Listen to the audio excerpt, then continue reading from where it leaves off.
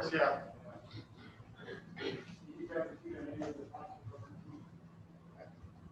Yeah, any of those on that side? Yeah, any of those 1, 2, 3, 4 on that side over there.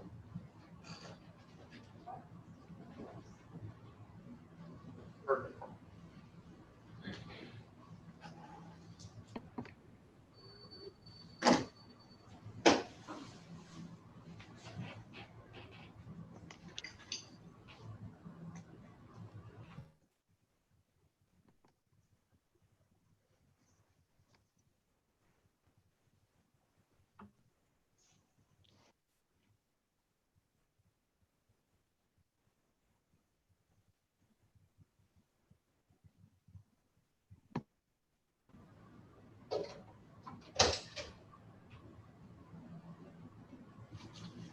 Is that what it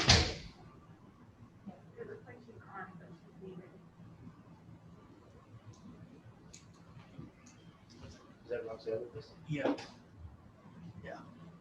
Do we go ahead and get started, or are we looking for? I think we're good to start. Yeah, Everyone's Roxanne? ready for the call right now. That's what I was wondering. If she's connected, we can get started, right? Good to go. That's great.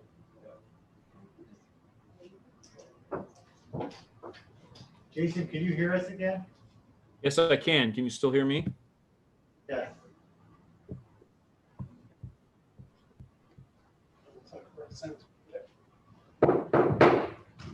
Okay, we're going to call this meeting to order for Thursday, August 27th at 6:03. Verification of agenda posting. Good evening. The agenda for the August 27th, 2020 Planning Commission meeting was posted on Friday, August 21st, 2020 at 1:57 p.m. Thank you, Ryan. And Mr. Keyboard, you want to lead us to the lead? By all means. I pledge the allegiance to the flag of the United States of America and to the republic for which it stands, one nation, under God, indivisible, with liberty and justice for all. Can I ask for the roll call? Commissioner Stevens, Here. Commissioner Henderson.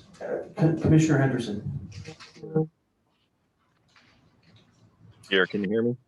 Yes. Thank you. Commissioner Dubois, Here. Chairperson Munzer. Here.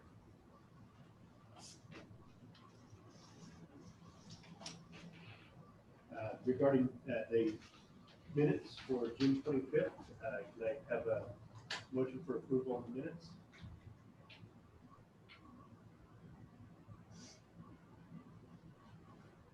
I can't make the motion, I have to abstain, I was absent.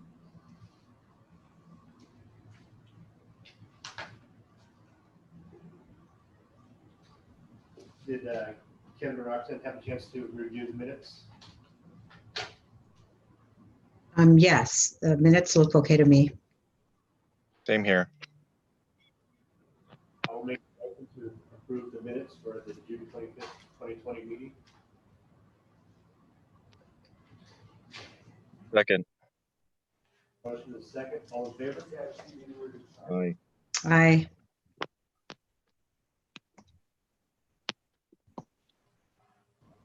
Communication from the public on items not listed on the agenda. This is a time for anyone in the audience to speak on any of the items not on the agenda within the subject matter jurisdiction of the Planning Commission. When the Planning Commission calls your name, please come to the podium, state your name and address for the record, and speak to the commission. Each speaker will be limited to 3 minutes. Please note that the state law prohibits the Planning Commission from discussing or taking action on any of the items not on the agenda. Do we have any speaker cards for items not on the agenda? I have nothing in person, but there's nothing on Zoom either. So nothing on Zoom, nothing in person. Great, thank you, Reg. At this point, we'll move forward with public hearings. Item number 1, site and architectural review number 2019-18.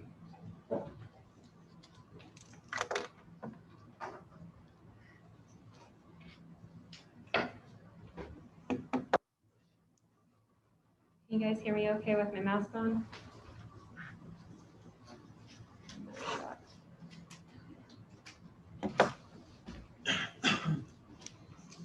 Thank you.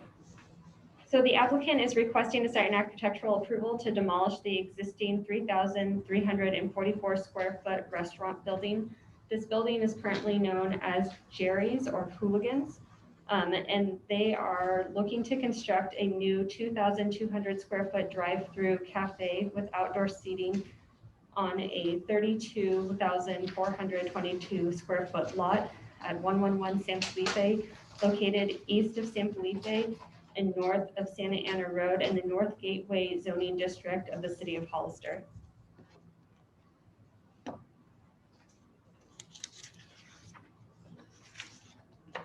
The proposed drive-through cafe with outdoor seating will operate 7 days a week between the hours of 3:30 a.m. to midnight.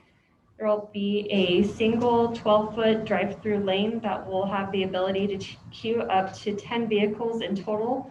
This exceeds the requirement of sufficient stacking area to accommodate a minimum of 6 vehicles per section 17.22.090.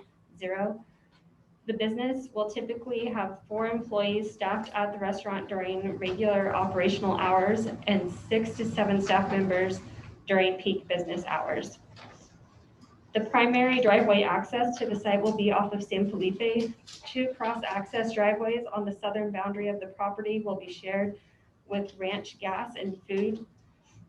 This parcel is further identified as 051-020-023. One driveway will be located to the southern corner of the subject parcel, and the second driveway will be towards the center of the subject parcel on the northeast corner of APN 051-020-023. The applicant has provided shared access driveways to the east and to the north to accommodate for future connections between the adjacent properties.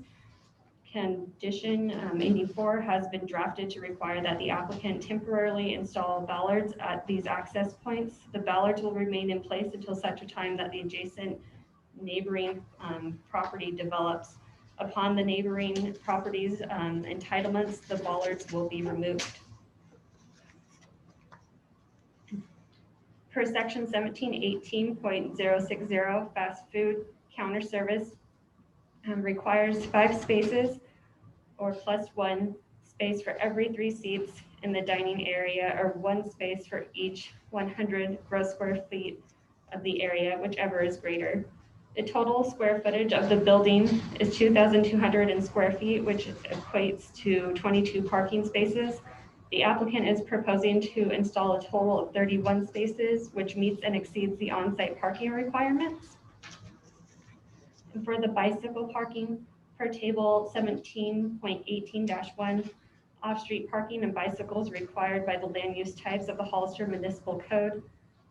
Fast food counter service requires that the applicant provide 5% of the required number of vehicle spaces as parking. The applicant is required to provide a total of 22 parking spaces. 5% of those spaces equates to 1.1. The applicant is required to provide a minimum of 1 parking space. They meet and exceed this by providing a bike parking loop. The rack will provide at least 2 spaces for bicycles.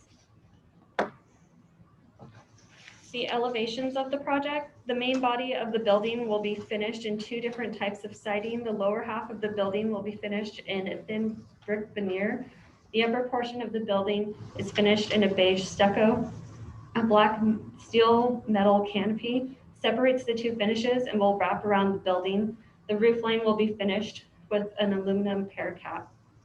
The western elevation of the building will face San Felipe and is the side of the building where the drive-through pickup window will be located. Towards the center of the elevation will be a 22-foot tower, which articulately defines the location of the pickup window. The tower will be finished in a carbon metal side paneling. An aluminum storefront window will be featured on the right side of the elevation. A channel letter sign will be placed above the window on the canopy. A 5-foot diameter tenant sign is proposed towards the top of the tower. Please note that all the elevations that you see, the applicant will have to get separate permits for each of the signs. The southern elevation on the building will face towards the main drive aisle / parking lot subject parcel. The lower portion of the building will have 2 aluminum storefront windows separated by a section of thin brick veneer. The main entrance to the building is articulated by a 20-foot tower, which will be finished in metal carbon side paneling. The entrance door will match the detailing of the surrounding storefront. Another 8-foot diameter tenant sign is proposed at the top of the tower. A black and white drive-through sign is proposed at the top left corner of the building's facade.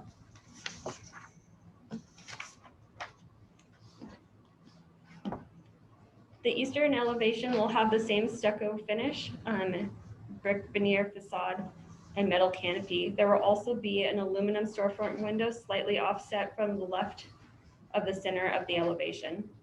The northern elevation of the building will face the drive-through lane.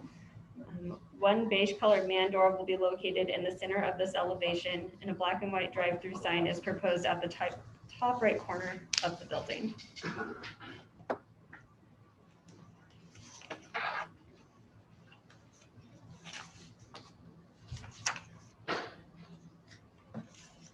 The landscaping consists of trees, shrubs, ornamental grasses, and ground cover. They're proposed throughout the perimeter of the site and shall be provided within the medians and end caps throughout the parking lot. The applicant is proposing to landscape 6,999 square feet, which is equivalent of 21.95% of the 422,000 square foot of the parcel. The table 17.8-3 commercial district development regulations, the applicant meets and exceeds the 5% landscape requirement. In addition, the proposed landscape also exceeds the shade requirement, which is also in section 17.8.030 G4, as the project exceeds the 50% requirement by providing at least 65 shade canopy within the next 5 years.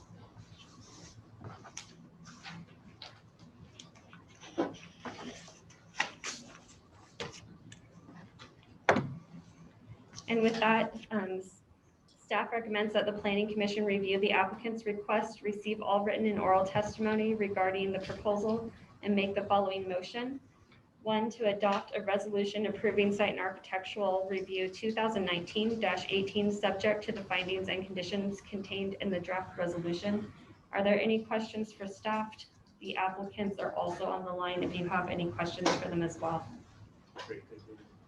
Okay. I have a couple of questions, and I just keep this as in terms of general questions for now. And the first question I have is the site circulation. I noticed that at the east, we have a cross access driveway, which is currently now their cross access driveway. The eastern access is just a field, or it's just open space. And then also the one that is proposed on the north is currently looks like a wooded area. So my question is, with the applicant and negotiating these drives that are through the adjacent parcels, how did that come about? Are there going to be easements then? Because without a master plan, without showing how those adjacent sites will be developed, my question is, how would that work out in the future with future development on the adjacent sites?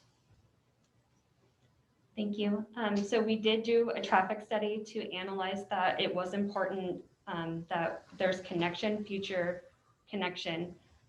There is easements that are taken into account as well as mentioned with the bollards, making sure there's those cross-access agreements at one point or at such point where there's development on either of those sides. Not only will those be removed for the continuation to the north and to the east, I believe there's also, so if you look along the eastern line right now, there's what they're showing in their landscape is a boundary with some landscape.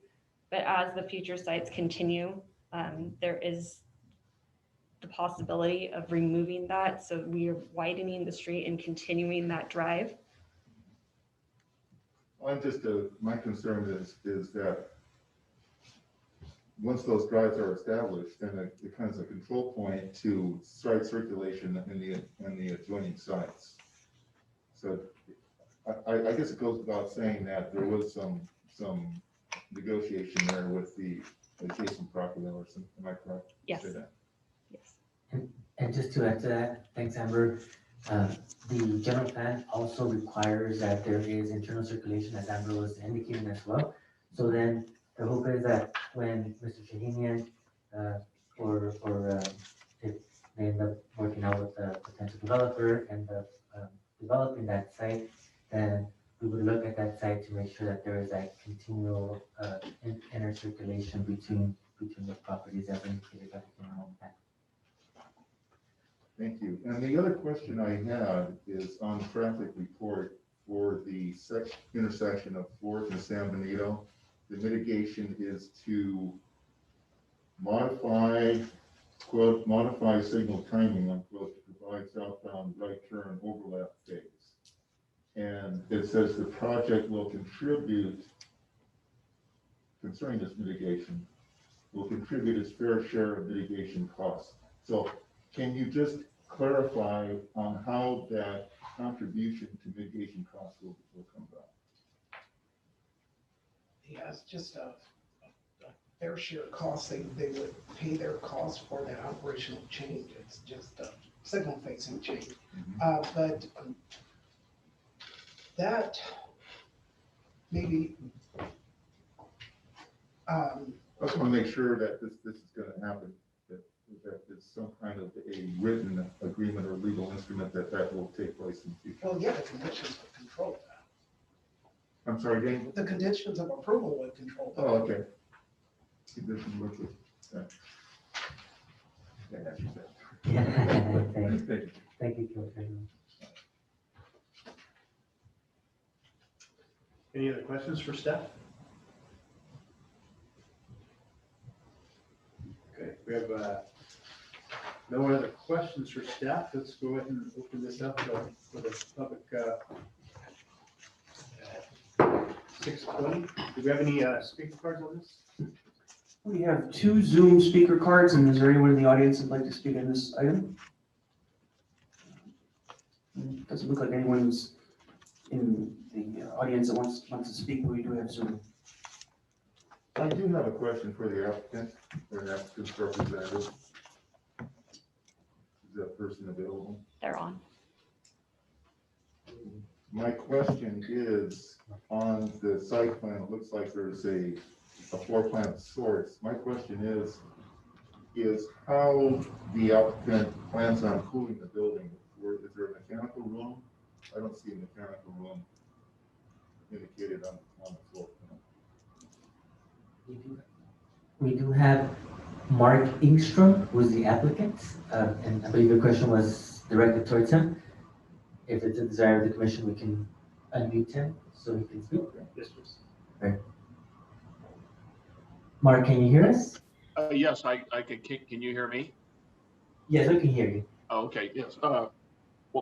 First off, I'd like to, this is Mark Angstrom. I'm the part of Angstrom Properties, the applicant here, and would like to at least thank staff working with us over the course of the last year to help navigate through this process, Amber Cameron and Prado. I wasn't able to hear the question. My question is, Mr. Engstrom, is how are you planning on cooling the building? And the reason I'm asking that is that if that's not addressed at an early stage, and the design, sometimes the units go up on the roof, and if that is to take place, then that equipment would need to be screened. We do have our project architect, Bill McCandless, and his team on the line, as well as Representative from Bucks, Amber Reed. And I will defer the design question to Bill McCandless and his team. We should be able to clarify that. Bill?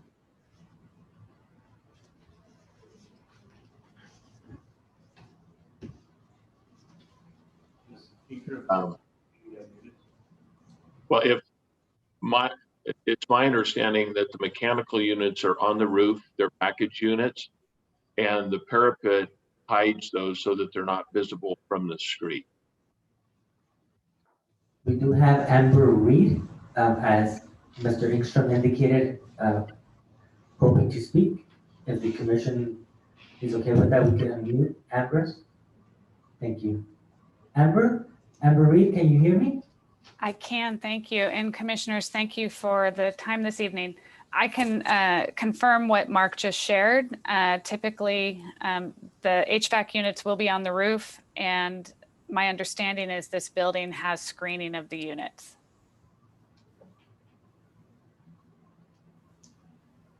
It looks like on the elevations you have kind of a square or rectangular parapet wall. Is that you're going to be placing the units behind the parapet? Is that the plan? Can you hear me? Yeah, that's correct. They'll be inside a well. Okay, it wasn't clear. Yeah. Sometimes if we don't focus in on these issues, like how buildings are going to be cooled, and I drive by and I see equipment on the roof without roof screens, and I think that we're remiss not to get that clarification. I appreciate it. There were two conditions that I would like to talk about if we can. Condition number 25, which was from the fire marshal, I think inadvertently contemplated that we would be using the existing building and that the sprinkler system would be modified to accommodate that. I think I would just clarify that this is the new building, that building will be demoed, that the building is small enough where fire sprinklers are not necessary, and if we could modify the condition that we submit plans that are acceptable to the fire department, but it actually talks about fitting the new or the building. What condition number is that? That one is 72, and then I do want to talk about number 25, but if you want to take a look at that first.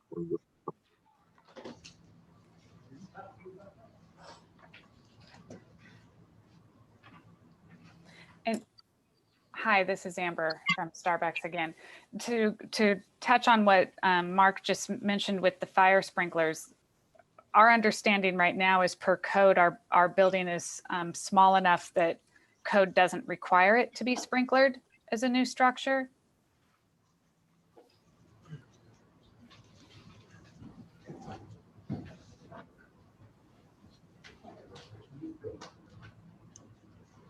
Sorry, Abraham is reviewing with our fire chiefs in the back right now over the condition.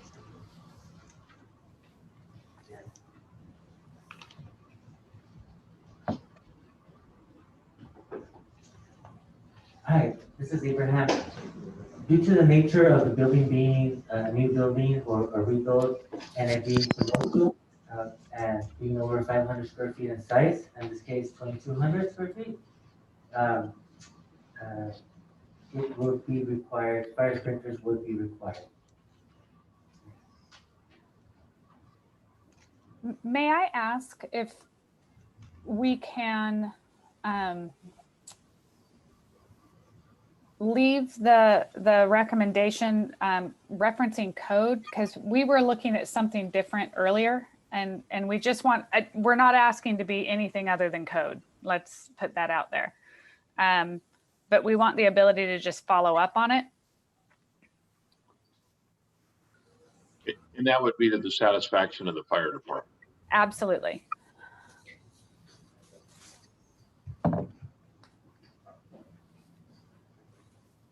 Yeah, this is Abraham again, and confirming with the chief, Chief Bedoya, if we would be okay adding, as required by the fire department.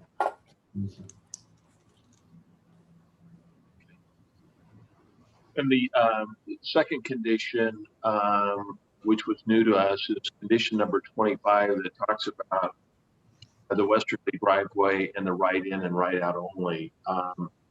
We had engaged a traffic engineer, Kimley Horn, the city's consultant. And this is the first that we have seen this.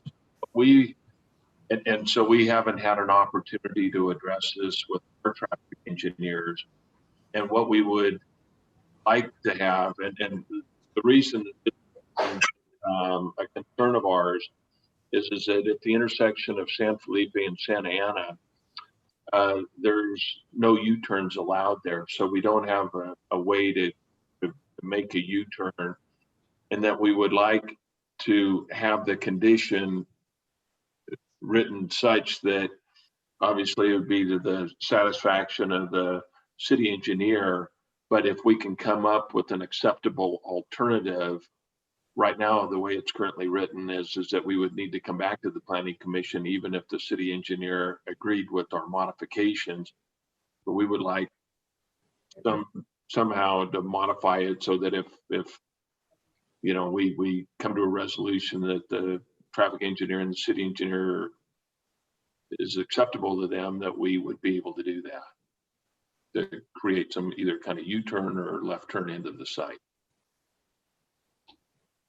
Okay. Check with the city engineer staff would be okay, and working with the applicants on coming with a solution to that one alternative. Yeah, but Abraham, if you could add that the city has full discretion on it. Correct. The city engineer just indicated that the city shall have sole discretion at the determination of the outcome of that.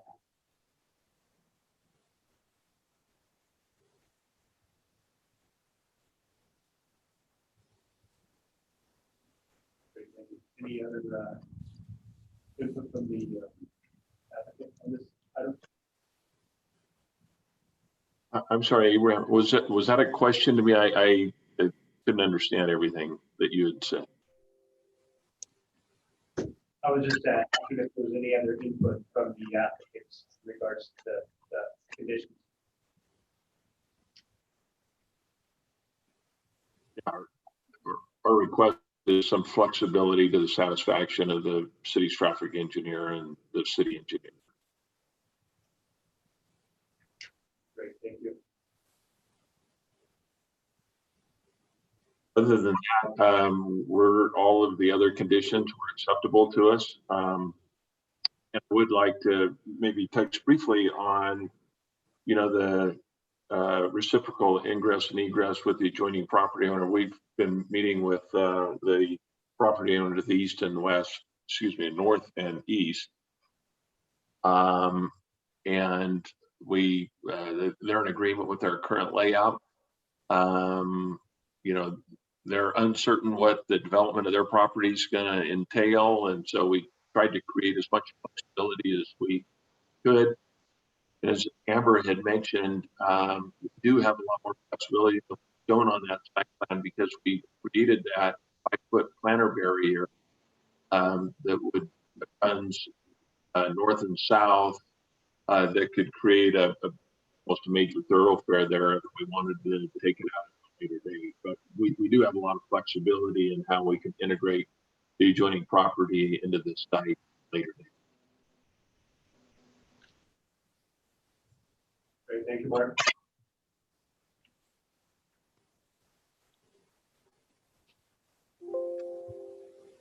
We have Lee Shahinian on the Zoom as well. I'm sorry, who else is joining us? Lee Shahinian. Great, thank you. Oh, can you hear me now? Hello? Yes, we can hear you. Okay, thank you. I'm the managing owner of the adjacent properties that have been referred to this evening. To the, it's 2 parcels, both to the north and the east. It's all the empty land there in that block. And we have some concerns about the entrances onto our property and the easements which would accompany those. We have been, as Mark Engstrom noted, we've been in discussions with Mark and his development team, and had some discussions with the city. We obviously at this time do not know what the future developers of our property would want to do. The property is currently on the market. Actually, Rudy Silverberg is representing it. Silverberg and Engstrom recommended that we have legal review, or we did by common agreement. And that is in process, actually. So nothing has been decided about those easements. We've requested certain information, preliminary title report, and other information which would help. So we've gotten some of it from Mark, but we're lacking much of it still. And we've been promised that information, but it's not yet appeared. And then Harry Price, our real estate attorney, has authorization to review that material and make some recommendations. The questions that the planning commissioner raised are the same ones we have.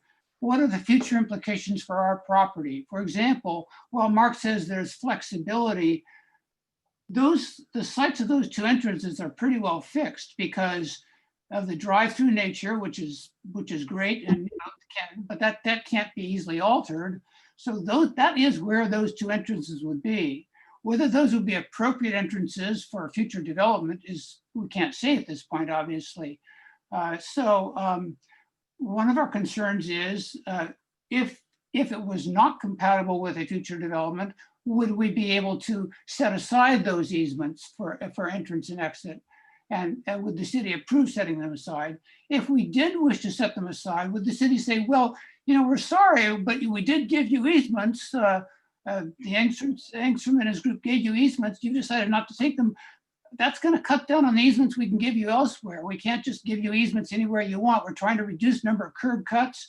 And so if you want more entrances on San Felipe, we might give you 1, but that's going to be a tough call. And as far as our property goes all the way back to Sally, it goes over to Maple, it goes over to Santa Ana. And, we're obviously going to want multiple entrances.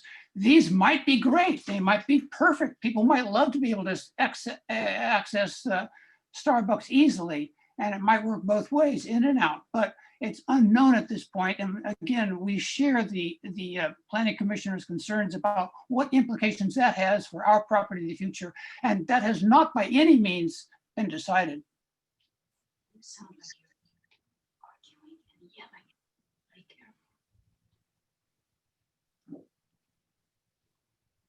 Great, thank you for joining us, Mr. Lee. Is there any other? Yes, I'm here. Was there any other speakers?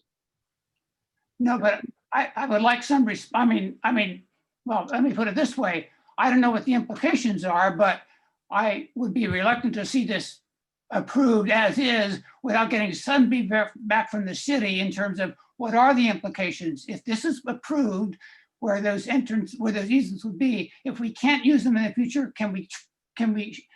Mark Engstrom is fine with that. He says, Lee, will close them off if you can't use them. Is the city okay with that, number 1?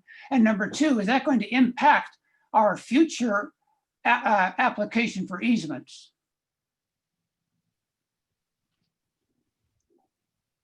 Mr. Shahinian, thanks for taking the call. As your project progresses forward to coming to the city for review, we're going to do a full-scale analysis of how your site accesses San Felipe Road. And in a perfect world, we wouldn't want people to go through Starbucks to get to your property. We want to make sure that your property is safe for the residents or the people that are going to be in that property. emergency services. And so, Starbucks is at the table here, and we need to accommodate how to access that property. I think we've gone above and beyond to make sure that other access points are on the property and into your property. And so at this point, we're doing everything we can for Starbucks. When your property comes to the table, we'll make sure that you have those access points that you need to have your property be successful as well. So my going back to my question, if those two easements entrances on the east and on the north are not compatible with our planned development or with our developer's planned development, is that okay to close those off? Will it be any question? We'll be able to close them out without any negative consequences for us?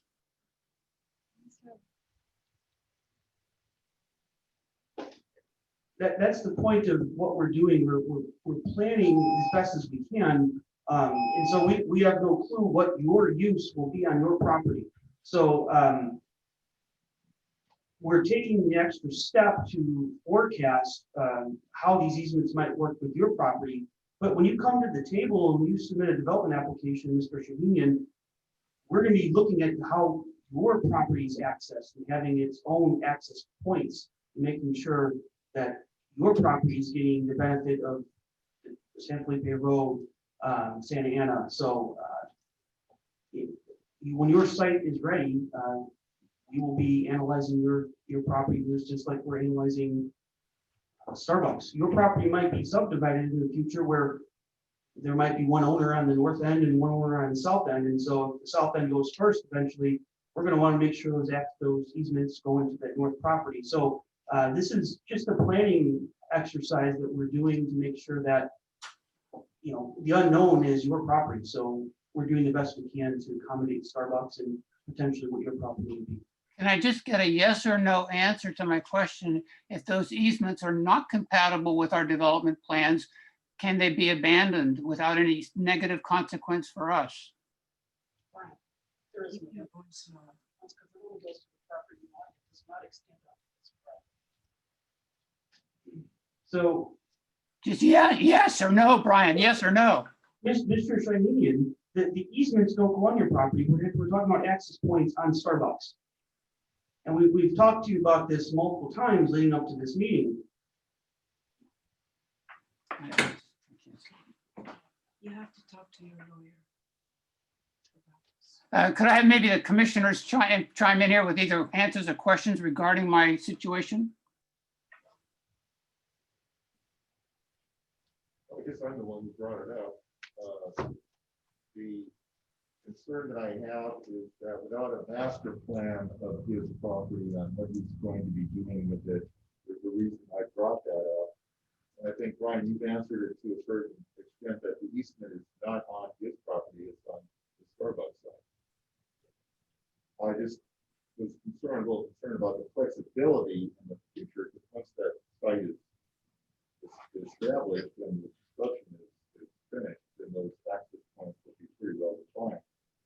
And my concern was pretty much that the process that was involved in planning this out, and I gather that you have the time after engaging with Mr. Shahinian, and just from a planning standpoint, my concern was how that was going to work in the future. Right. Yeah, Commissioner, the property is an L-shaped property that surrounds the Starbucks. There would be access points from San Felipe, there would be access points from Maple, and there would also be access points from East Street. What the future configuration of that site is totally, this is the best possible outcome for the Starbucks property, to have access points to the property at the time Mr. Shahinian is ready to develop, or if he sells the property 10 years in the future, they will come up with a layout and the city will address it at that time. And his property is incompatible with the access points that are selected. We there are several different points along those other streets that can access that site. And I think that's what Brian is trying to say. I agree, but the question mark is that if those access points will not be compatible in the future with his future plans, like with Mr. Dominion plans, I'm just wondering how would you carry that forward and negotiating that with his future plans? If they are not compatible, it will be dealt with at that time because it does not extend onto his property. Right. It ends at the property. Yeah. So it truncates at that point, and it will be dealt with obviously Felipe, and he's Okay. You've got really, I think, good site circulation, generally speaking. Can I, Commissioner Hubay, can I chime in just really quick? This is Roxanne Stevens. I'm just want to say that I'm having some trouble hearing all the comments, and I'm not sure if it's because individuals have the mask on or if you're not speaking right in to the speaker, but I'm having a little bit of trouble. I think I'm getting the gist of the discussion, and I just wanted to just throw a question out there. Is this one access point absolutely necessary? If this was approved without that, would that impact this whole project? It seems like there's a lot of different entrances and exits into the Starbucks property, or the plan for the Starbucks property. Would this one that faces north, is that absolutely necessary? Would that highly impact the project? Would it be detrimental to the project in any way if for some reason that was just closed off and not an entry or not an access point? So this is Amber, and hopefully you can hear me. So the point of asking for these particular cross access driveways is to be consistent with our general plan. We have to look for circulation throughout sites and neighboring adjacent sites. There was a lot of thought that was put into where these were going to be located. We worked with Starbucks to change around the plan several different times. And this is one of the best solutions we came up with. And again, as Brian and Danny have both brought up, right now those cross access agreements only go up to the boundary line of the property. So, Well, could I just chime in here, please? Yeah. It was earlier stated that those easements had been approved by the adjacent property owners. That is not true. Now, I understand on the one hand, you've told us that the easements are there. You've asked for our written approval of the easements. At that point, you suggested we mutually agreed to have legal review, which is currently underway and not being held up on our side, but by a lack of documents to which we were promised. So anyway, we're happy to review it and so forth. The only thing is, I go back to the commissioner's concerns. What if, we may love those accesses. They may be perfect for our future development. So I don't want to preclude them. On the other hand, if they're incompatible with what people want to do in a major way, then we want the right to just say these don't work. I don't think it's a complicated request. I guess I'm just asking if that can be incorporated, that if we approve, and we have not approved these easements, they are calling them easements, not just access roads. They are asking us for written permission to have easements. So if they want us to give them easements, we want to know, can we unilaterally decide yes or no, we want those in the future?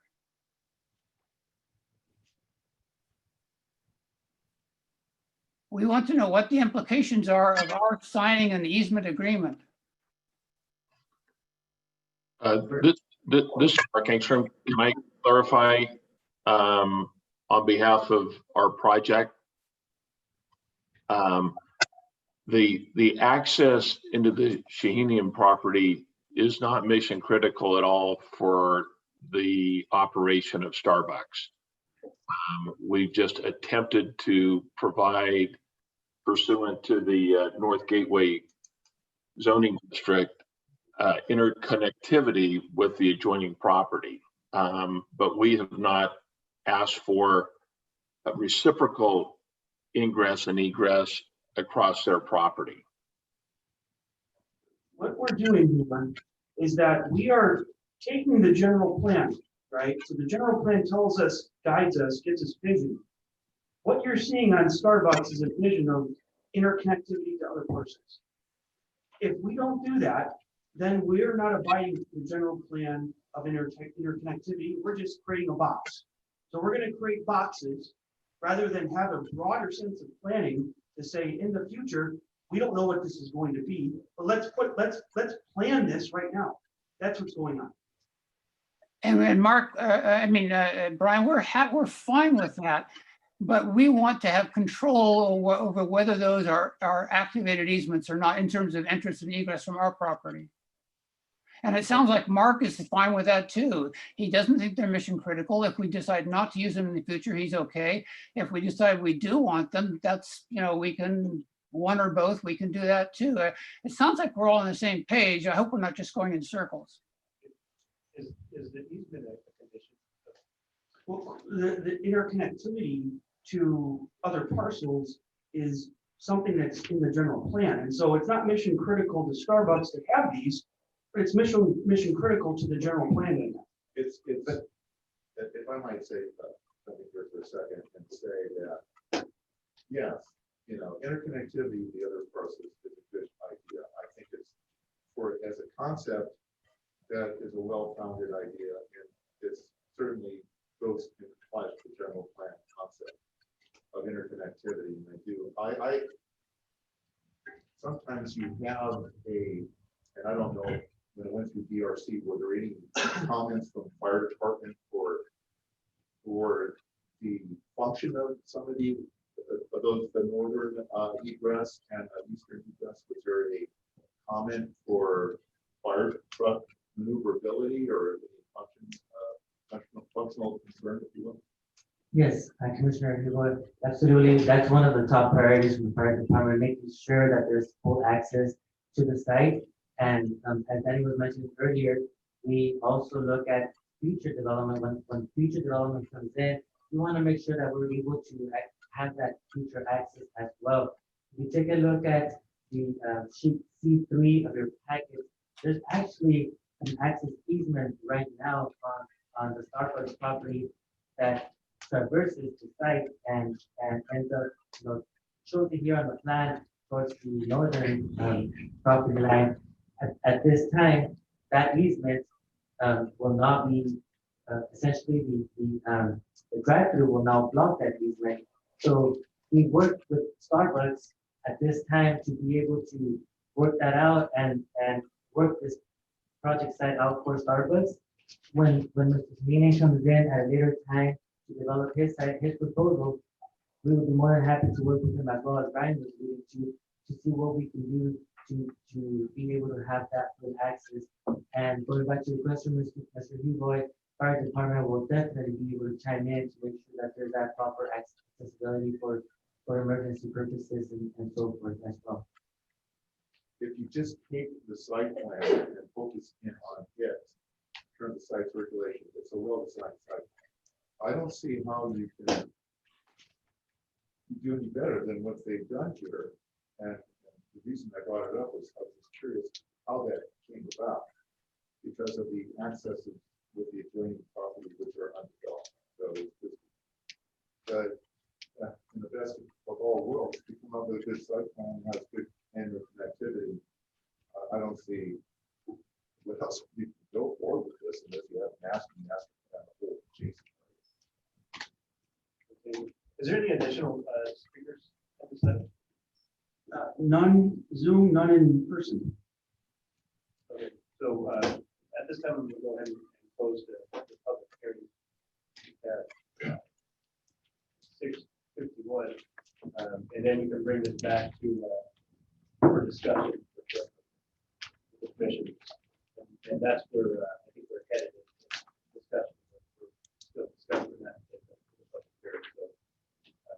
opportunity for the commissioner to go ahead and continue on that discussion. Well, I just want to say another word. I didn't hear any words about the existing, what was, I guess, once Jerry, now Louis, the restaurant. that- Correct. I probably goes to part of, I know there's a lot of people in the town probably would be sorry to see it go.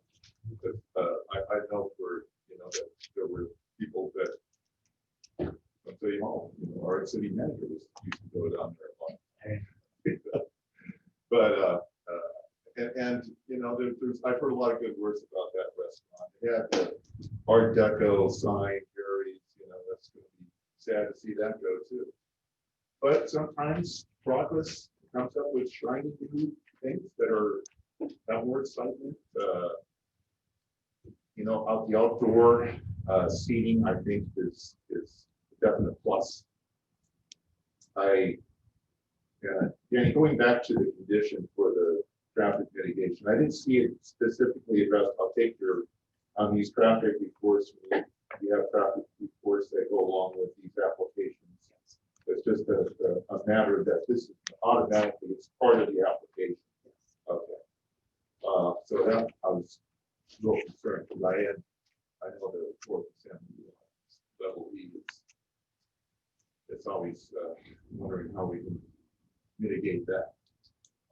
Goes a little bit beyond my comprehension with the traffic science and what they can do with these signal stations, make it more, useful and functional, high tech, if you will, space age, ideas how signalization can help mitigate traffic. But all in all, I think it's a good project. It's nice design. It shows that I think it'll work there. The architecture will look nice for the going into the North Gateway. I think I've said all that. I think we should say it first. Is there any other questions, comments from the other commissioners on Zoom? No questions. No questions. This type of architecture is incredible with what's going on over there on the grade.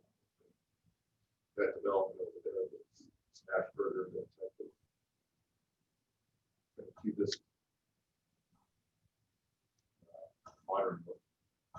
Back to the national report. I think it'll do nicely there in the North Gateway, and I think you guys can work that out with Mr. In the future, once he decides what he wants to do. I think there's enough potential avenues in terms of site circulation, what he's going to do with his property, that I think it could be worked out. And from what I understand, those are access points that for future planning that needs to be there, but as far as the easement with it, it's something that the easement is not the problem as far as the property is contained within the site. Here, is that what I'm understanding? I just wanted to say you guys did a good job with the applicant. Coming up with something that I think will be attractive. And with that being said, what is the PC resolution number on this?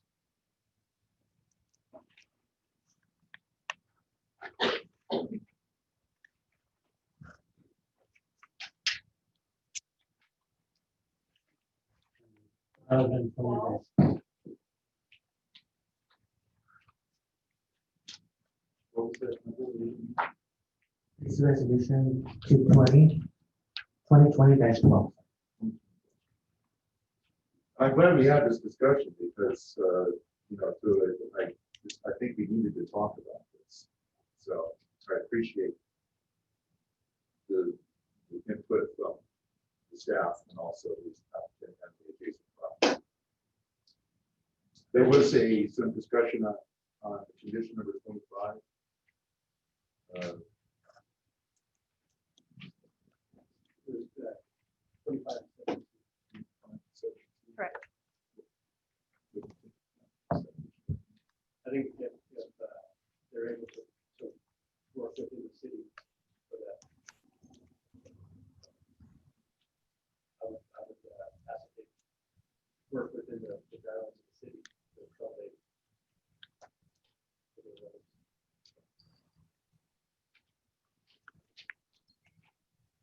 Commissioner Munzer, I didn't hear what you just said. Can you repeat what you just said? Because I think you weren't speaking into your mic. In regards to the condition was 25 and 72, that the applicant works within with the city, within those guidelines, is what was being discussed. Right. Number 25 and 72. That's correct. Number 25, work that out with the city. That, so in regards to item number 1, that was the letter of the commission.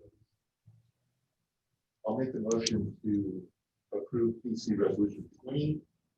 2020-12, adopt site and architectural review number 2019-18 with without conditions that, and also specifically condition 25 and 72, we work out, work that out with the city. On that is the right term. City engineer. There's a That motion for approval. there's a motion. Is there a second? I'll second it. There's a motion. Second. Further discussion on the item. There's no further discussion. All in favor?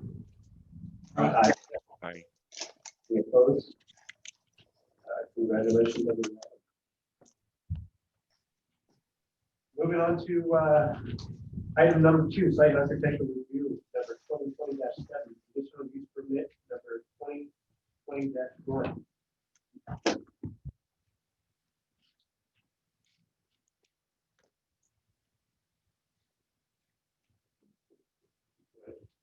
Staff reporting number.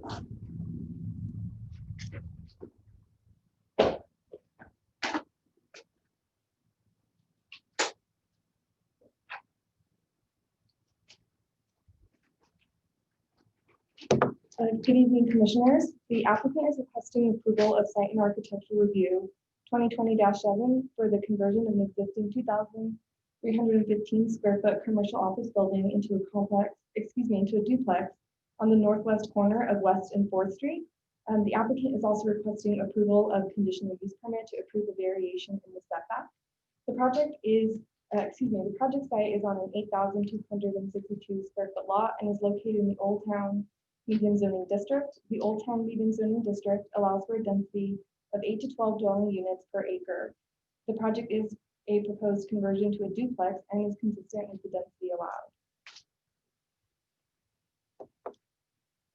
The existing building is a vacant commercial office building, and in accordance with section 1724-220, subsection E3, the commercial office building has not been utilized in over 6 months, and as such is permitted to convert into a residential use, which is consistent with the Old Town Medium Zoning District.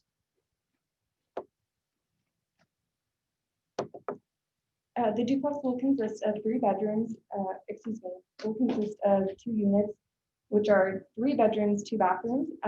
Unit 1 is facing 4th Street and a total of 991 square feet. And Unit 2 is facing West Street and is a total of 1,266 square feet. The remaining square feet will be for a shared laundry room for a total of 2,315 square feet. There are no exterior changes proposed to the building. Any exterior changes would require a historical evaluation to be conducted due to the potentially historic nature of the home. The southern elevation has the entrance to Unit 1 and faces 4th Street and has tiled steps and decorative columns. The eastern elevation will have the entrance to Unit 2 and faces West Street. This elevation has tiled steps that leads to an enclosed patio and front door entrance. The northern elevation has an entrance to the shared laundry room, and the western elevation faces the rear of the property and the interior portion of the lot. The applicant is proposing to paint the exterior of the house in earth tone colors and will be consistent with the Old Town District Appeal. The exterior body is proposed to be Fitzgerald smoke with a daisy white accent color for the trim. For landscaping, the project proposes removing the existing landscaping in the front yard to create a more suitable front yard space for residential use. The proposed landscape includes bark, ground cover, benches, and a paved walkway surrounding the building, and a 3-foot white picket fence with a gate at each walkway. The applicant will be removing the existing ivy and aggregate in the planter strips along the frontage of the property to be landscaped and will include street trees consistent with city requirements. The project requires 1,000 square feet of open space, and the applicant is proposing to provide at least 250 square feet of private open space at ground level for each unit. The applicants are proposing a total of 528 square feet of private space for both units and have a requirement to provide at least 472 square feet of common open space. The applicant is proposing 585 square feet of common open space on the northwest side of the property with a picnic area. The common open space will have a fence to separate from the parking area and serve as a safety barrier from vehicles. The applicant meets and exceeds the open space and minor amenity requirement. The applicant is also requesting approval of conditional use permit 2020-1 for variation in the front and rear yard setbacks. The front yard setback is approximately 13 feet and the rear yard setback is approximately 5 feet. The conditional use permit would approve the variation with the reason that the proposed project is revitalizing the vacant building and the proposed use is consistent with the zoning ordinance and the density requirement of the district. Additionally, the existing setbacks are constrained by the existing building on the lot. For parking, the applicant is proposing 4 parking spaces, which meets the requirement of 2 parking spaces for each 3-bedroom unit per section 17-18-060. There is also a requirement per section 17-18-060 that 10% of vehicle parking spaces be provided for bicycle parking, which is a total of one total bicycle parking space, and the applicant is meeting this requirement by. With that, staff recommends that the Planning Commission review the applicant's request, receive all written and oral testimony regarding the proposal, and make the following motion. Adopt a resolution approving site and architectural review 2020-7, subject to the findings and conditions contained in the draft resolution, and adopt a resolution approving conditional use permit review 2020-1, subject to the findings and conditions contained in the draft resolution. This concludes the presentation. Staff and the applicant are available for questions. Thank you. Great, thank you. Any questions for staff?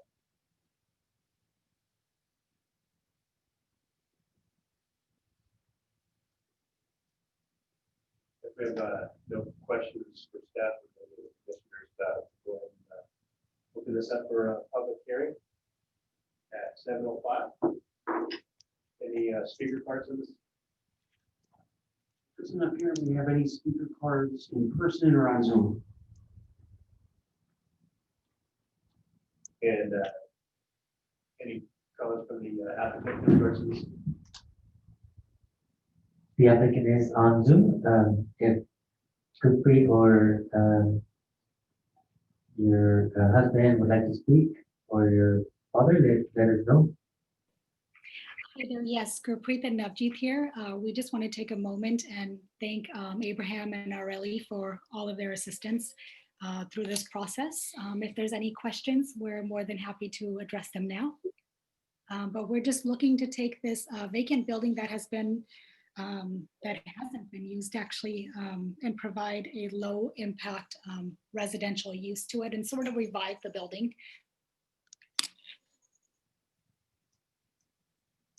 Great, thank you. Any questions for the applicant? I do have a question. On the historic evaluation, what is the state of completion on that?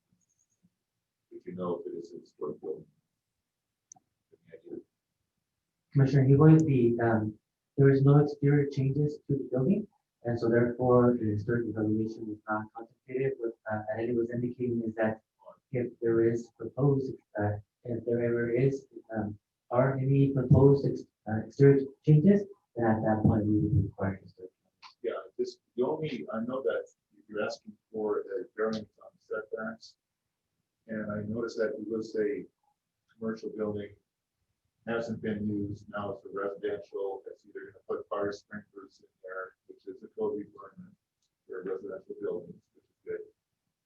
The only concern I have is that 5-foot setback to the property line. There may be, and may not, it may be just fine, it depends on the unprotected openings on that wall. If it was a historic building, not having to do an exterior change. May have to do a little tweaking with the windows within the proximity of the 5 feet because of the 705.8 table building code on allowable openings based on distance to the property. So we'll have to do a calculation. Thank you for that, Commissioner Nguyen. I think the rear setback, that's on the, what elevation is it considered? Is it the north elevation or the west elevation? The west elevation. It's the west elevation, Commissioner Nguyen. It's an existing building of it. It's the existing building, and it's considered the west elevation because it faces, one of the units will face west. Oh, I see. Yeah. Yeah. Okay. No, but I see this point. Yeah. Thanks for that clarification. Well, it may not be an issue. We'll have to look at that more. More as to the 5 feet. Window area. Thank you. Thank you, Mr. Wood. If there's no other questions for the applicant, I will go ahead and close the public hearing at this time and bring this item back for discussion with the commissioner. Any other discussion regarding this item, Mr. Wood? Or from any of the other? I'm glad to see that that they'll be getting some use out of that vacant building. We do need these types of housing projects that duplexes and those types of projects. We need housing. And I agree. Chair Munzer, we do have Gupri hand up again. You did close the public hearing. I'm not sure. You did close it though, but I do have it. I do see it that it's up again. I'm not sure if you want to speak again or but you did close it. It's up to the commission. We can open up the public hearing again. 7:10 if they were not finished, I may have cut them short. So if the applicant has any additional items or comments to address? Gupri, can you hear us? Yes, can you guys hear us? Yes. Oh, okay. Yeah, so we were just reiterating, yeah, the whole goal is to provide, a low impact to the city.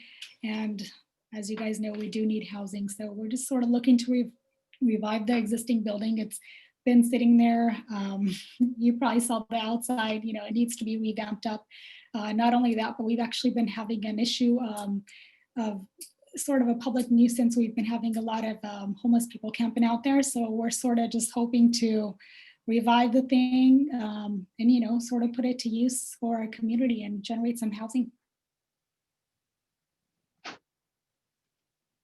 Great, thank you. Any other? I guess I'm kind of, let me see.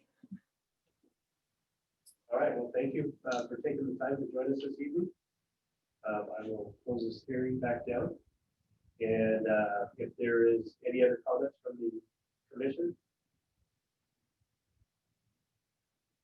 if there's any comments from Commissioner Henderson or Stevens. No comments from me. I just want to kind of just ditto the comments about needing this type of housing and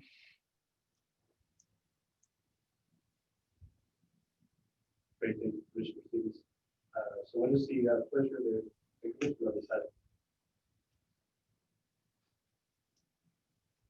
what's the PC resolution number on this? The PC resolution number on this one, Commissioner Wood, would be 2020-13 for the Saturn Architectural and 2020-14 for the conditional use permit. Okay, we need to separate motions. That is correct. I'll make the motion that we adopt PC resolution 2020-13 and approve site and architectural review number 2020-7 with the draft findings. Conditions. I think there's a motion. Is there a second? I'll second. Further, we have a motion and a second. Any further discussion? There's no further discussion. All in favor? Aye. Aye. Your motion for the second. I'll make the, thank you, Mr. Chair. I'll make the motion that we adopt PC resolution 2020-14 and approve conditional use permit number 2020-1 with the draft findings. There's a motion. Is there a second?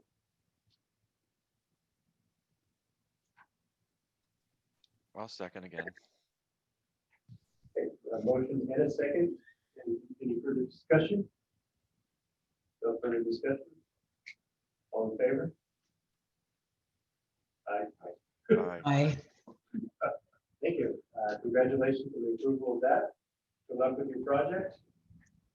And moving on to item number 3, tentative map, number 2020-4 site architectural review for 2020-9. We can have the staff report on this. Sure, thank you, Mr. Chair. The applicant is requesting approval of a tentative map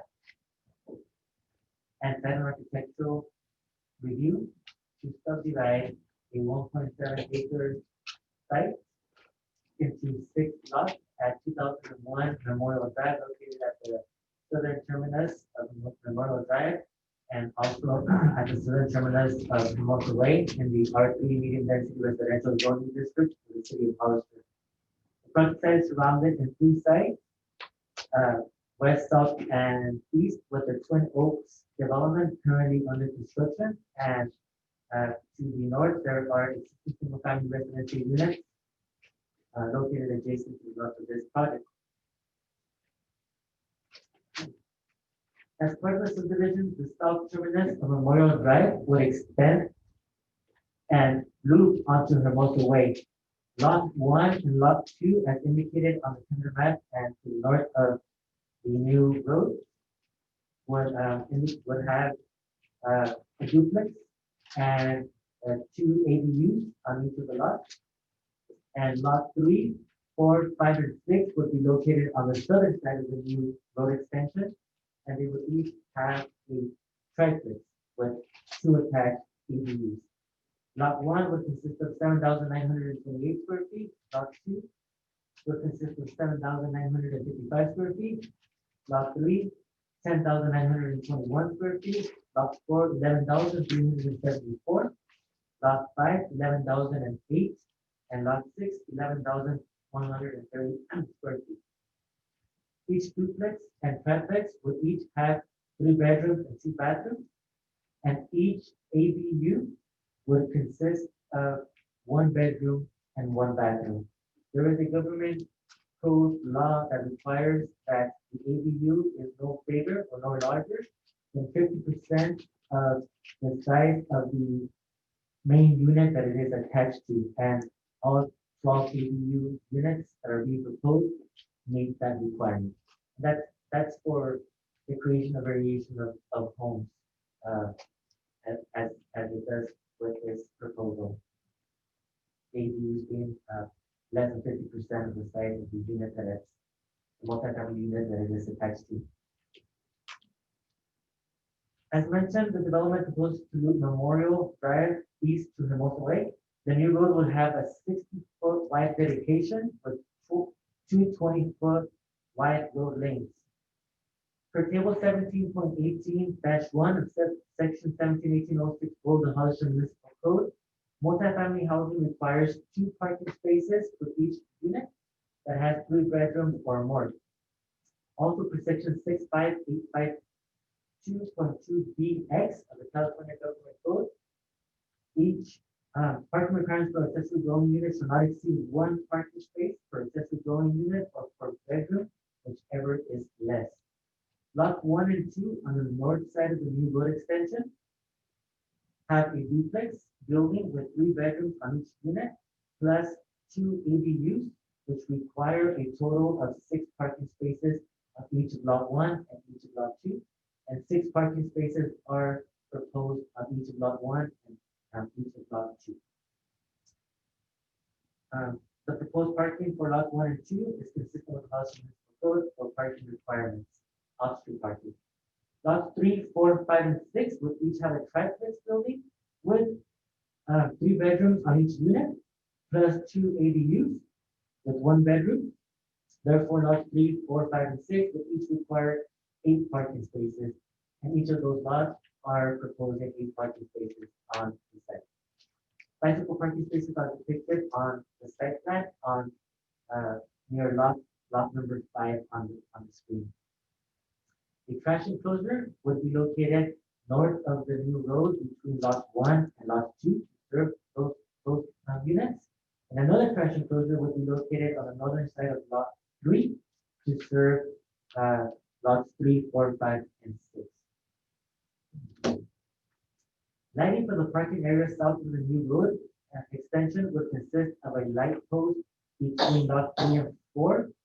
There will be another light post on the northern side of lot 5, another light post on the southern side of northern side of lot 5, and then another light post on the southern side of lot 6.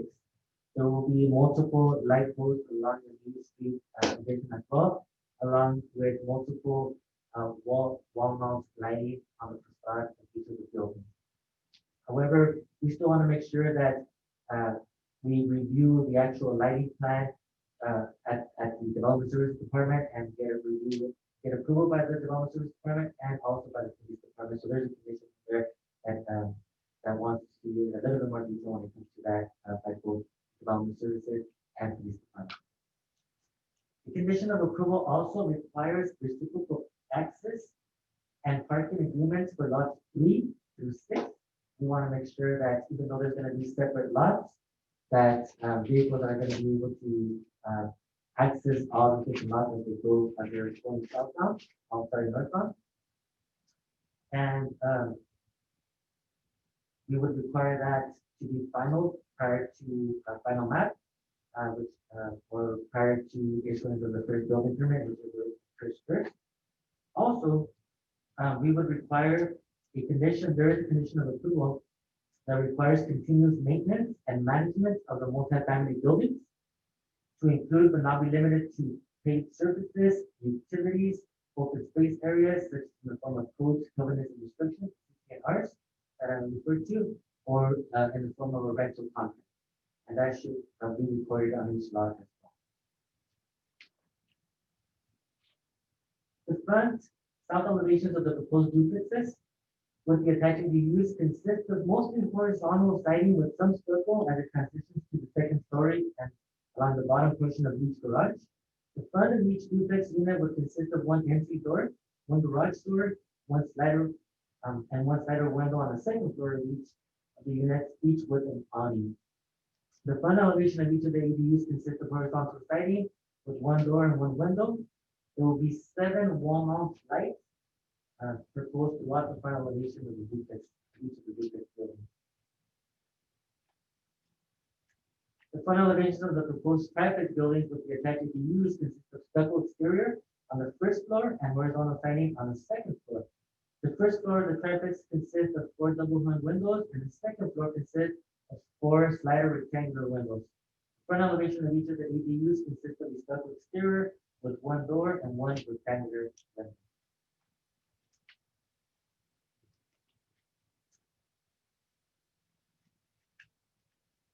There is an existing single-family residential unit on the property that is proposed to be demolished. The condition of approval requires the property owner provide the proper noticing requirement by state law to the tenants prior to the removal of the existing unit. There are also various oak trees on the site that shall remain on the site. The condition of approval requires oak trees be protected at all times during construction.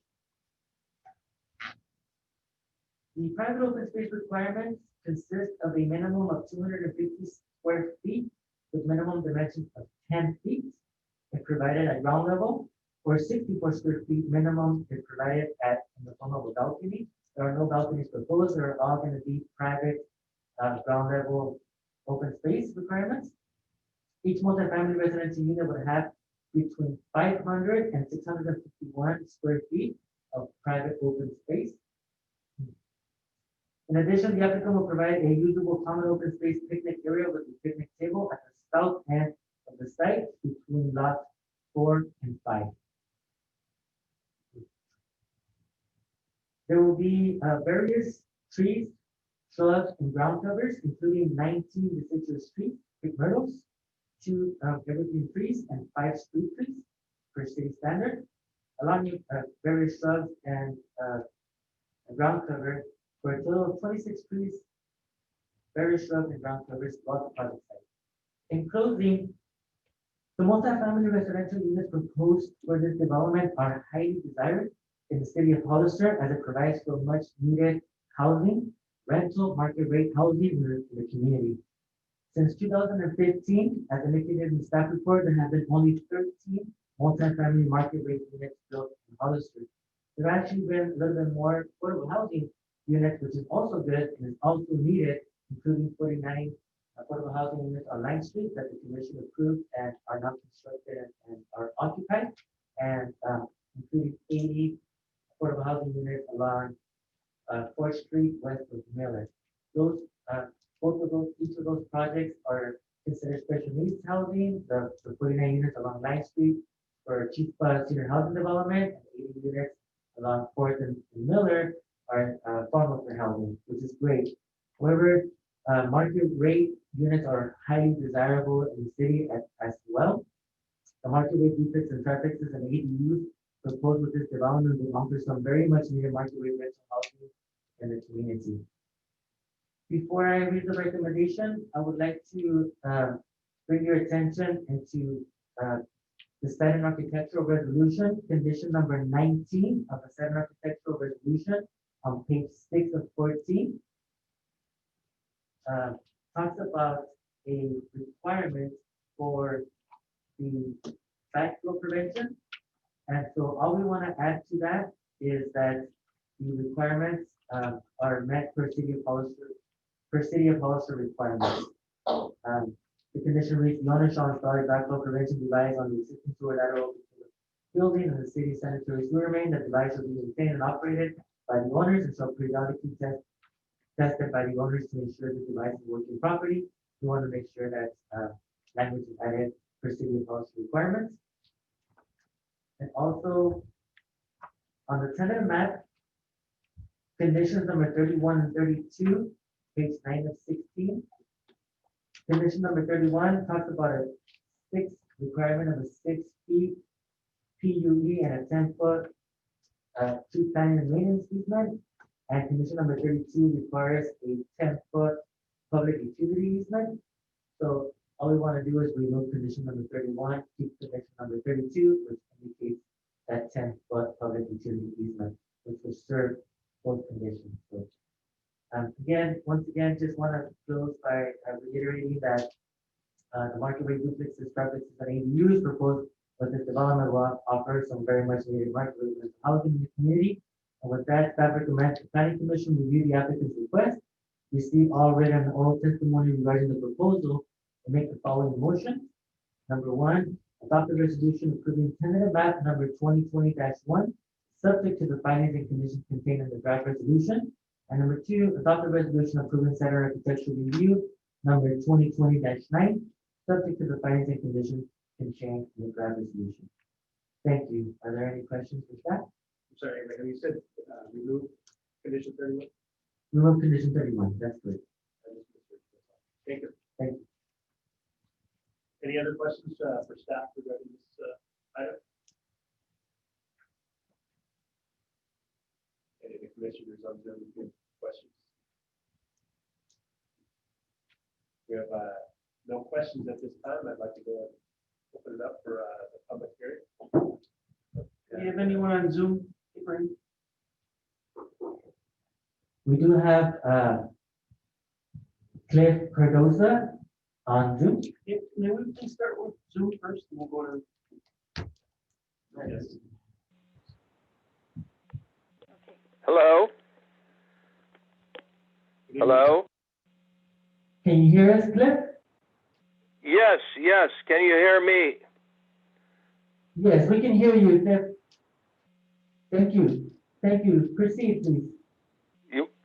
Can I proceed? Yes, you may. Thank you. Yes, members of the Hollister Planning Commission, thank you for enabling me to utilize this technology that I'm not accustomed to. My name is Clifford A. Cardoza with my wife Claudia P. Cardoza, our residents and owners of a single-family dwelling at 1921 Hermosa Way in Hollister. This residence has been our family home for 54 years, since June 1st, 1966. What we are now responding to today is the tentative map and site and architectural identified as a major subdivision, Anati Landing, that is proposed to be constructed on a parcel of property of 1.7 acres. Basically, this would be to the southwest of both streets of Hermosa Way and Memorial Drive. From the general description of the present and future developed and undeveloped properties, the proposed site for the construction of the 2 duplexes plus 4 triplexes is not compatible with the already developed properties of the neighborhoods that we live in. Plus, the proposed development of apartment complexes would have to exist or exit their departure by way of the streets of Hermosa Way or Memorial Drive. The logistics of the residents and cars that would be living at the new dwelling units would be a considerable impact to the overall neighborhoods of all present streets in the location area of Hermosa Way and Memorial Drive. The main and real problem to the proposed development on an area of 70,052 square feet, that's 1.7 acres, is the conservative estimate of 100 residents that live at the apartments and have 80 cars to park. What happens to the residents' cars that cannot be parked on the property of 1.7 acres? Do they park on the streets of Hermosa Way or Memorial Drive in front of the existing neighborhood dwellings today? As you can see, density development at whose expense? The residential tenant or the developer? Personally, I have made a sound and objective evaluation of this multifamily residential project. Plan draft APN 057-770-040, Memorial and Hermosa, City of Hollister. Aside from the zoning and building construction requirements, I am totally dismayed at the state of California's new building code that became effective January 1st, 2020 as AB 68 for attached accessory dwelling units, which are identified as ADUs and adopted by the City of Hollister. This project is proposed for 2 duplexes and 4 triplexes on 6 lots with a square foot of 60,316 square feet, reveals a total of 6,452 square feet for 12 ADUs. Note, the average size of an ADU in square feet is 537.7 square feet for a dwelling unit that would be within this project complex. Tell me, how does this new ADU requirement relate to Hollister's outdated general plan that for years is in need of updating? Does density of more building projects that add citizens to our city's population solve the problem? I'm sorry, no. All things considered, we have more problems to address in the category of roads, jobs, schools, and survival of our local economy. Until then, I respectfully ask all the Hollister Planning Commissions to vote no on the tentative map 2020-1 site and architectural number 2020-9. Thank you. A diligent citizen of the Hollister of California, I am Clifford A. Cardoza, and I appreciate your time and interest. Thank you. Mr. Clifford, thank you for taking the time to call in and voice your concern regarding this project. Any other speakers on this item? On Zoom, we do have multiple people here in the audience who would like to speak. First would be Mr. Marty Miller.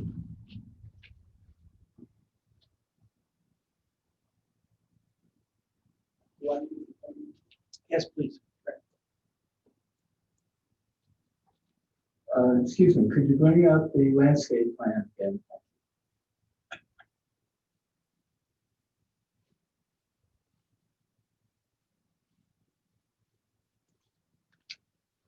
My name is Marty Miller. I am the developer for the Twin Oaks project next door.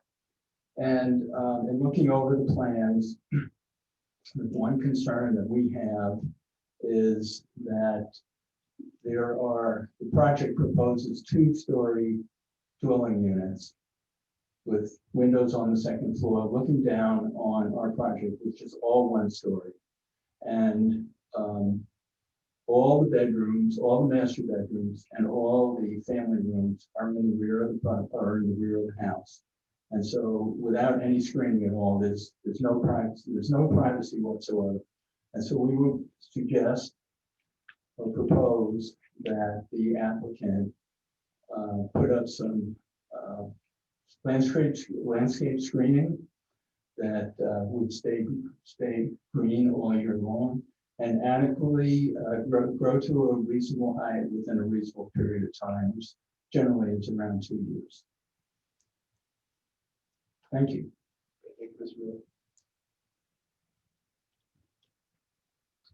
Next speaker, yes, next speaker is Cole Cooper.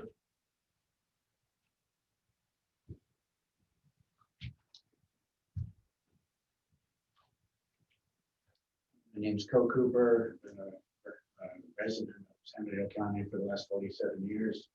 And I have worked with this project to get it this far. And as an infill project that will provide this kind of housing, I just want to support or express my support for it. I can't see a better use of this parcel than what's been proposed here. It's going to provide some housing.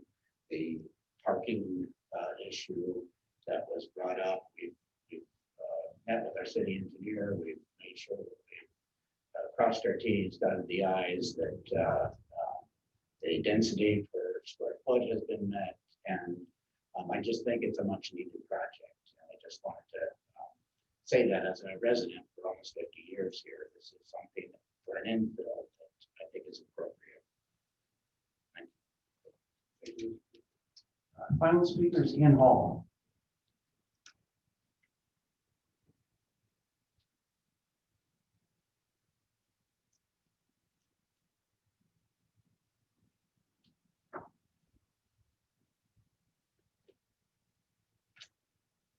Good evening, I'm Ann Hall with San Diego Engineering. I'm here on behalf of the applicant, and I would just like to, one, state that I believe the applicant has worked with the city staff to look at the different options available on this site and how we could meet what the city needs in keeping with the zoning, in keeping with the changes from the state having to do with ADUs, and in keeping. It's been a little bit of a back and forth over the past year. We appreciate the help from staff to kind of zero in and come up with this project that I think does achieve all the guidelines that you were looking for. and like to address some of the concerns that came up. We are providing all the required parking on site. We're even for the ADUs. So I believe that some of the concern about parking on the street, we've done what we can under the project to provide all the parking we need on the site. So that should not be an issue. This project will connect Hermosa and Memorial Drives. Both of those right now are a dead end without a cul-de-sac. The need for the connection has been identified for a while. In fact, Silver Oaks started those extensions as part of their project, and this project completes it. The connection through the King property, which will allow for better connectivity and fire response. Let's see,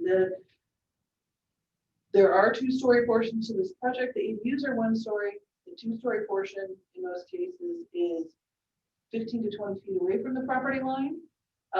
However, the applicant, the applicant has no issue with providing landscaping screening along the property line. That's understandable. So we don't have an issue doing that. The landscape plan that we've submitted generally address the front yard landscaping because that's all the city is usually controlling. Backyard landscaping is something the landlord that goes on during the construction of the housing, but we don't have an issue with that requirement.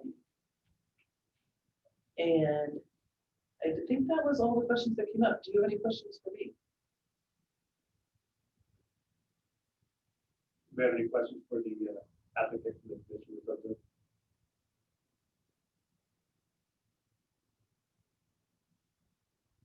I don't think we have any additional questions. Thank you, Ms. Hall. No more speakers. No more speakers. All right, at this time we'll go ahead and close the public hearing and bring this item back to the commissioner for discussion. Mr. Chair? Yes, sir. If I may, can you go back to the elevations on the triplex?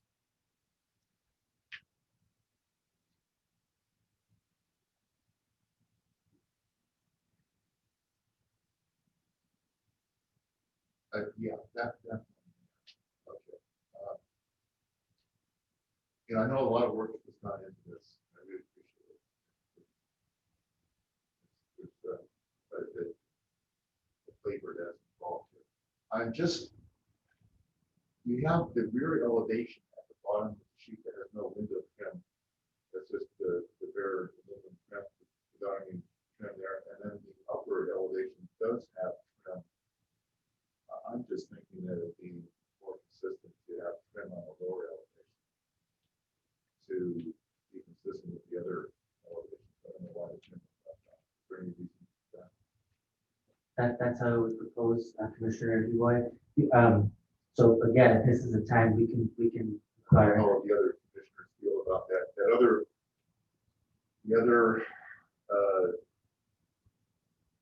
The rear elevation, I know that the lot, it's the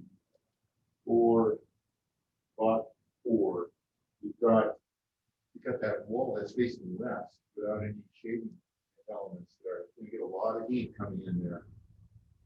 And I'm just thinking that two ideas I have is it's not a major thing, just to do tweaking on the elevations. Sure. To add shading elements for the rear elevation that's facing south, minimizing heating loads for the building. And also going back to let's go back to the one on the lower left. I think that to mitigate that second story, the bulk of that second story, I could just see the brow just carrying across the overhang, just going all the way across. I think would mitigate that, would enhance that elevation. I don't think these things that I'm suggesting are relatively minor, that can be worked out administratively. Sure. The third thing is that on the floor plans, and I have to say this, I know we don't normally get into this level of detail, but as an architect, I know that that when you have over 3 units, it's called a covered multi-family building. So you can have some accessibility tweaking, or you can have one of those units will have to have a accessible route into the lower level there, and the powder room is going to have to be tweaked to for accessibility reasons. I think that sometimes this can be a bit of a significant task where you, and I know I worked on an apartment project where I had to actually bump a wall out. But I think in this situation that we're looking at floor plans that are going to have some massaging to be done for accessibility reasons down the line there. I think it's minor enough. I can look at it. I don't see anything other than moving the wall here and there to accommodate that. So I think, but I would feel remiss if I didn't mention that. We appreciate that. You know, that's my job. And we look at floor plans as part of the exhibit, we're approving it, knowing that there's going to be some changes down the line. I think the changes will be minor enough to go ahead and work with with the staff. But I would like to, and I agree with Mr. Miller's comments about the landscape screening. You know, when Carol Lenore was on the planning commission, she was very, very concerned about privacy issues. And I learned a lot from Carol Lenore. So I totally agree with that. I think that, you know, I can add some, and even on those southern elevations, the deciduous trees are really good for those windows that are facing west. They provide the shading during the hot summer days, and then in the wintertime, when you go ahead and let that light into the passive light into the structures that you want that winter solar heating to minimize your so I think those are my suggestions. As again, I respectfully say that I know a lot of work into this. Can we? I think we could just kind of stop a little bit. Can we go back to that first elevation? So the top one is the trim that you talked about, correct? And then the bottom one is without the trim. Right. That's the rear of the property, the back of the house. What is the thought? I think I misunderstood. I thought you were speaking of or thinking those are two different elevations. One with trim and one without trim. That would just clarify that one's the front of the house and one's the back of the house. Yes. Okay. Well, I think it could be carried all the way. That's what I was just clarifying. Yes. Okay. I'm curious what you think. I think that the trim on the street side is definitely important. I don't have really concern either way on the back of it.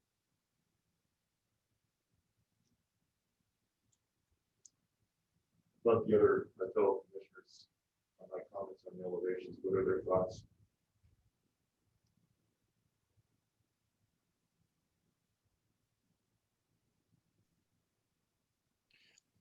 Yeah, it's kind of hard to hear the discussion that you're having.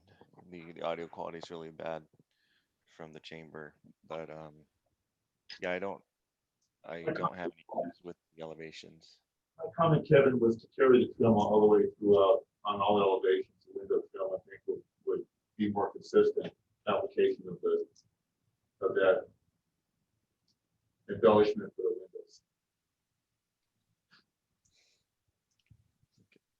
Yeah, I couldn't get that. I couldn't understand much of that. So Yeah, sorry. I'm having the same issues as Commissioner Henderson. It is difficult. I mean, I think I kind of get the gist of the comment, Commissioner Huboy, and I agree in general, if I'm understanding, it's just to add more shading to address the issue of the heat. Is that right? Yes, that was the other comment I had. Roxanne, was that David, you can make sure to talk in the microphone. That might be part. I was commenting on the rear elevation, that rear elevation for the triplex on lot 1 is facing west without any shading. Now you can have, we are going to get some improvements to the landscape plan for privacy reasons. We can add that for that lot 1 where those units are facing west. Because they get a lot of late afternoon heat without any shading and those windows and sliding glass doors. Can you hear me? Yeah, yes, we were able to hear you. Yeah, I think that's These are fine. suggestions. I'm not saying that should be etched in stone, but I'm saying that I think that would improve the elevation if they had window trim, carry that window trim on the other elevations, make it consistent, and then add a shading element such as a window with some knee braces to go to provide the shading from afternoon sun for that wall that faces west. That was my suggestion. I think you'll find that when you look at your heating bill and your cooling bill, you'll appreciate that comment. Thank you, Mr. Reba. Any other comments from the commission? I have no comments. I'm gonna have to say that what Mr. Miller brought up is something that I think is important is to put some kind of green belt just for the privacy for the two neighbors. One should be the 2-story, the other single stories behind the project. So I think that's important. I agree with that. If there's no other discussion from the commissioners, what is the pleasure of the commission on the item? I'll go ahead and start with the tentative map, which is PC resolution. That is PC resolution number 15, 2020-15. 2020-15. I'll make the motion to approve tentative map 2020-15. Excuse me, the PC resolution 2020-15 and adopt tentative map number 2020-1 with the draft plans and the conditions in the resolution. Commissioner Haywood, if I may. Oh, with the, I'm sorry, with the removing condition number 31. I actually just spoke to Danny right now, and if it's okay, we would like to keep condition 31, but just removing the 6-foot PUE of condition number 31. Okay, with the changes to condition number 31. And I think there was a condition number 19. That's correct. Okay, there's a motion. Is there a second?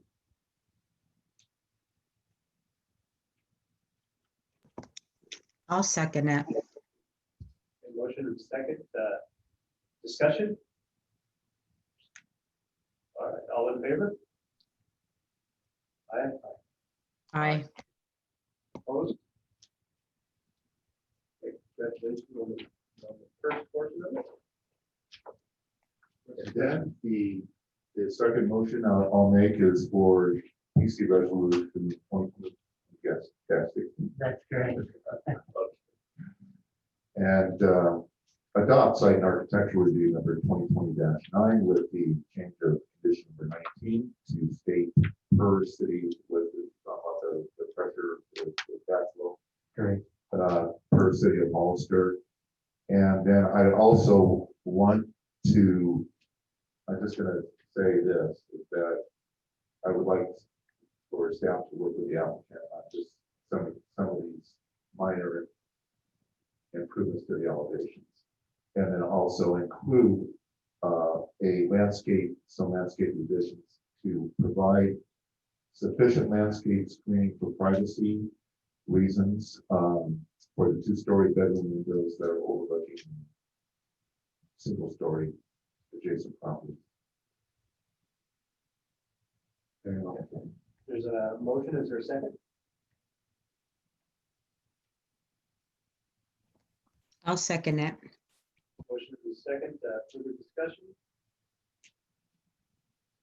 All in favor? Aye. Aye. All right, congratulations on the project. Thank you. Chairman, before we move on, I wanted to comment on the audio situation. Yes, sir. Okay.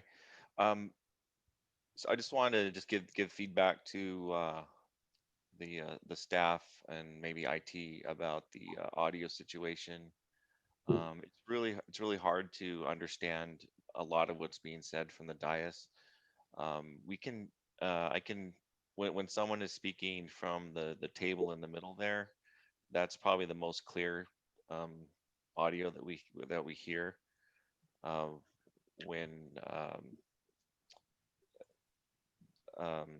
When Swanson speaks, that's pretty clear. I just wanted to give feedback. I'm not sure how the audio is being sent to the Zoom meeting. Maybe it's just a microphone in the middle of the room there. But there's a lot of multipath. It's like it must be picking audio from several speakers in the room. It's why it's kind of echoey. The echo in it's so echoey, it's really hard to understand a lot of it. That's all. I want to just make that comment for maybe if you Can you hear me? I can hear you. Can you hear me well? Yeah, I can. It sounds okay. It's not great, but I can hear you. And this is Jason directly into the microphone, and the microphones we have here on the dais, they're not meant to project over Zoom. So we have one microphone in the middle of the room to capture what is coming over the speakers, and that's pretty much the best we can do, considering that council chambers isn't meant to be remote. It's meant for all the audio and video to be done here in the room. So we're doing the best that we can. My suggestion is those who are on the dais speak directly and loud into the microphone. We can't put the microphones too loud. They'll feedback here in the chambers. So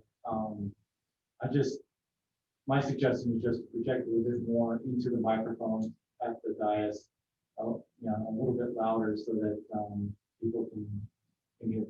I'm monitoring the Zoom on the YouTube, and I can hear everything that's going on. I do understand that there's some that's a little bit more muffled than others, but I am able to hear actual conversations. I apologize for to everyone that's on Zoom. There's only so much we can do. I was remiss too. I started out with my mask, and I was having trouble with people hearing me. And then normally I speak closer to the mic than I was earlier this evening. I apologize for that. We will do everything that we can on our part to make sure we're speaking clearly into the mic for you, Mr. Anderson, as well as Stevens. Yeah, thank you. All right, item number 4, site and architectural review, number 2020-11. Staff report.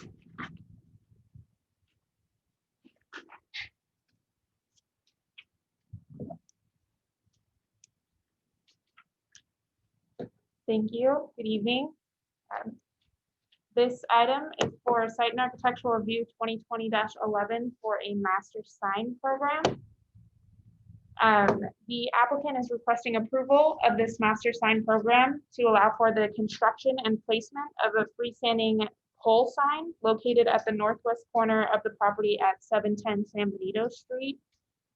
This sign is intended to contain the fuel prices and other required information for the existing Chevron gas station that just went in. And this sign will replace an existing pole sign that's in the same location. The replacement pole is approximately, it's going to have approximately 10 square feet less of new signage, about 53 and a half square feet. And the current pole sign with its various signage has about 64 square feet of signage currently. The new pole will be 18 feet in height, and the current pole that will be replaced is 25 feet in height. So it will be a shorter sign with less square footage of overall signage. The existing site is paved with only a small semi-triangular area that is open to allow for the placement of this pole sign and the replacement of the pole sign. However, replacement of a sign in this location doesn't comply with setbacks required for the freestanding signs in our code. But this is the only location available on the property for a freestanding sign. And because it's a gas station, there are requirements separate from our code about signage and pricing requirements and things like that. So they do need to have those prices available on their site. So they're proposing to replace in an existing location. This sign is also not in compliance with requirements from section 1720.050, requiring that freestanding signs be a low scale monument type sign as opposed to a pole sign, which is being proposed. There are a few reasons for this. One is the potential site hazard distances or issues for vehicles. This is located at the corner of 7th and San Benito, and it is right on the corner, as you can see, within that existing triangle. So potentially having a low scale monument sign that meets the requirements of the size and lighting and things like that for a gas station sign could be an issue, as well as it physically would not fit. A monument sign would not fit in this tiny triangle that's available, and it would be even closer to the streets than is being proposed. So an even lesser setback than a pole would be. So for these reasons, the master sign program would allow exceptions to this setback and the monument type requirements for the installation of this sign. And in accordance with section 1720.040H1, the Planning Commission may allow exceptions to regulations in the sign code with a master sign program. The exceptions being proposed would allow this sign to be integrated in the site as it exists today. The square footage of signage permitted in the downtown mixed use is 1 square foot of signage per linear foot of frontage. And this property has about 195 linear feet of frontage. And with the freestanding sign proposed at about 53 square feet of sign, and then 3 additional signs that are in existence on the current chevron canopy, there is a total of about 98 square feet of signage on the site, which is well within the requirements, with the 195 being the maximum allowed. There is a condition of approval that prior to issuance of the building permit for the freestanding pole sign, that the property owner bring the window signage on the building that exists into conformance. There's more than 25% of windows covered on that shop, the commercial shop. And so that's a requirement of this project to bring the building into conformance with the code. And then there's also another condition on the master sign program regarding landscaping. All of our freestanding signs are required to be located in a landscaped area. It's a very small area, so it's staff is going to work with the applicant on whether or not it needs to go through our water efficiency landscape ordinance. If it's subject to those requirements, it's maybe 30 square feet of area, if that. But we'll be working with them to make sure that there's some kind of landscaping or something in that area. I have provided the specific 2 code sections that are being requested for exceptions, but I won't read them for you. But C4B, the main part, this is one about the setback. It's supposed to be 10 feet. Again, we're much closer than that. And then C4M from 1720-050. This is the section that requires a low-scale monument type sign. With that, that'll conclude my presentation, and staff recommends that the Planning Commission review the applicant's request, receive the oral and written testimony regarding the proposal, and make a motion to adopt a resolution approving Site and Architectural Review 2020-11 for a master sign program, subject to findings and conditions in our draft resolution. Thank you. Great, thank you. Do we have any questions for staff? We don't have any questions. I'd like to go ahead and open this up for a public hearing. It's at 8:02. Any speakers on the side? It doesn't appear we have any speakers in person or on Zoom. Okay, we'll go ahead and close the public hearing. Bring this back to commissioners and any items to discuss in regards to this. I just want to thank you, Eva, and I was working with the property owner there. I think that's going to be a remarkable improvement, and also just the condition of the window coming into compliance also really help beautify that. That's that.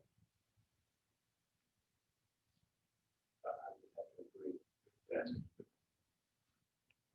All right, there's no other discussion. What's the pleasure of the commission on the side?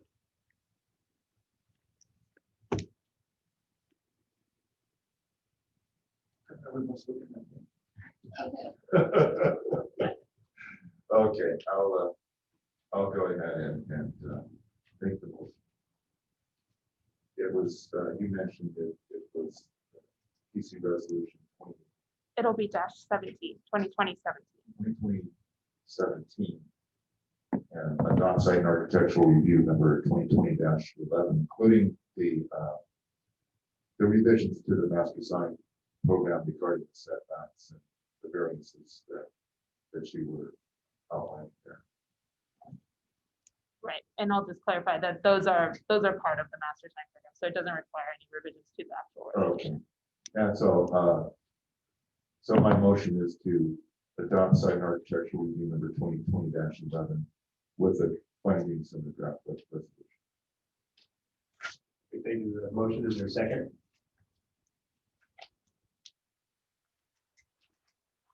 I'll make the second on the side. We have a motion, a second, and further discussion. All in favor? Aye. Aye. Great. Congratulations to the applicant on that. Moving on to new business. There are no new business tonight. Is there any old business? No old business at this time. Is there any planning department report? Just want to thank Commissioner Carrie Johnson for all her service as a District 2 Planning Commissioner. She has indicated that is no longer going to be serving the commission. We're going to miss her a lot. Thank her for her help. Staff is going to be working with District City Council member Roland Resendez, District number 2, to hopefully have somebody on board fairly soon, and we will notify the commission of that. But we want to thank Commissioner Carrie Johnson for all her service. Thank you. Sure. And thank you to Commissioner Johnson as well for her time and service to the community. Is there any planning commission reports? I guess I would be remiss if I didn't say that on June 4th, I believe, we had our kickoff meeting for the general plan update. And I thought it went very well. And I'm looking forward. I know you've had some public visioning workshops that the GPAC committee was not required to attend. But I've been reading all the public comments, and it looks like we've got some good input there. I'll be ready to go for our next GPAC 2, but with the time and date that we haven't finalized that yet. But I'm looking forward to getting Abraham's email Absolutely, and sharing it out with them. absolutely. I'm excited about it. Well, thank you. You're welcome. You're welcome. All And I right. also wanted to thank Carrie Johnson too. I'm gonna miss her. She was fun to have on board and she did a great job. Yeah. Okay, with that, we'll make a motion to adjourn the meeting. I'll make that motion. I'll second that motion. All in favor? Aye. You guys have a great evening. Good night, everyone. Good night, good Good night, night. Roxanne. Good night, Kevin. Good night. Good night, everyone. Right.